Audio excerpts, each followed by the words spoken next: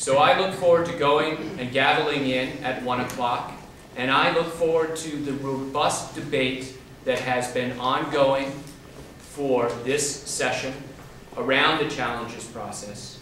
And I look forward to the passage of that bill and the continued work that the Senate will do next week when they receive it. Any questions? So what should Vermonters take away from this? Is it that you guys are coming back because you want to sort of have a governor on the governor in case he needs to make more cuts, or is it that you guys can't make the decisions in the time period that you're here? I think that what we are saying is this. We have reviewed a number of the proposals, and we have determined that many of them actually will work. We found $20 million out of the $38 million. But I think that we have to acknowledge that there are other areas that need more work. And we've asked people to go back and do that work. And we have listened to Vermonters who have asked us to ensure that we do the oversight that is appropriate for the legislature. And we are understanding that some of the recommendations that may come back on July 1 may need legislative involvement. And so we want to ensure that that can happen. So that is, I think, what Vermonters should take. Are you regretting that you guys didn't ask for this report sooner? Because it seems like if you had gotten it maybe in February, you could have accomplished this without coming back. I think that we have to acknowledge that we have to use the time that we have, and I think we've used it effectively so far. And I think we need to also acknowledge that at times we need to be flexible and think out of the box. And that's what we're doing here. And we're going to move the process forward. We understand that we have a commitment to Vermonters to make sure that their needs are met, but we also know that we have a certain box within which we live on the amount of revenues that we have. And we have to do it within that context. So the session will remain open technically without a CADA adjournment? If we have not met the goal of $38 million by the time that the Senate is done with the challenges bill, that is what I mean. So does that mean that, wouldn't that impinge on a lot of campaign fundraising because of the restriction on raising money from lobbyists between now and July, which is kind of the meat of the election year? Our commitment is to Vermonters, not to campaign.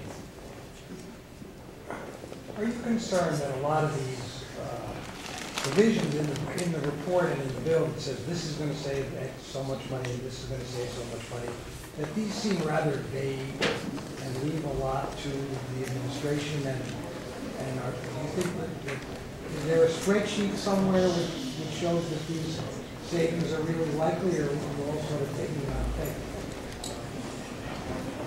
Mark, I'm going to have actually the chair of the Appropriations Committee or the vice chair speak to that because they've actually been looking at the details. We have seen some spreadsheets about the savings, and the information that we've received has come from our Joint Fiscal Office. They've reviewed the information presented from the administration, and we consistently rely on the Joint Fiscal Office for our figures. Shap, I have one more on the campaign fundraising issue. Is this in part, might this not help to put some extra pressure on the Senate and certain Senate leaders who might be committed to Vermonters but also committed to the campaign? That's certainly not our intention. Our intention is to do what needs to be done to meet the challenges of violence. So is this just the House saying give this command, or the legislature? No, it will actually be the full legislature that comes in. So the Senate is agreed to.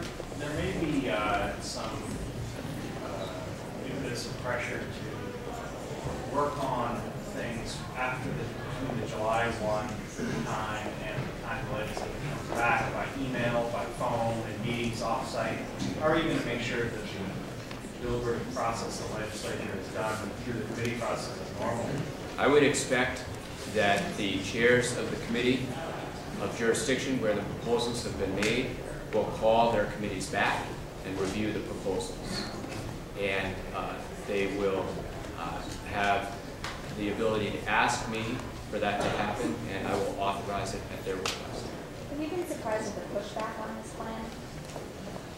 No, I haven't. I think that when we started this year, we had a $154 million gap in front of us.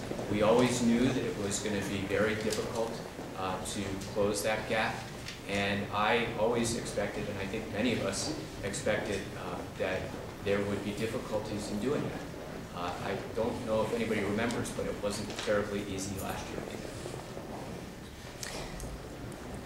So, How much will it cost you?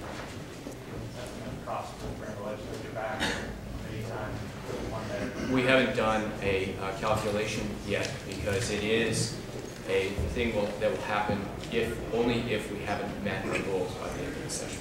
And you just come back for one day then? We will come back until we get it done. So we have to go to the floor, but thank you very much.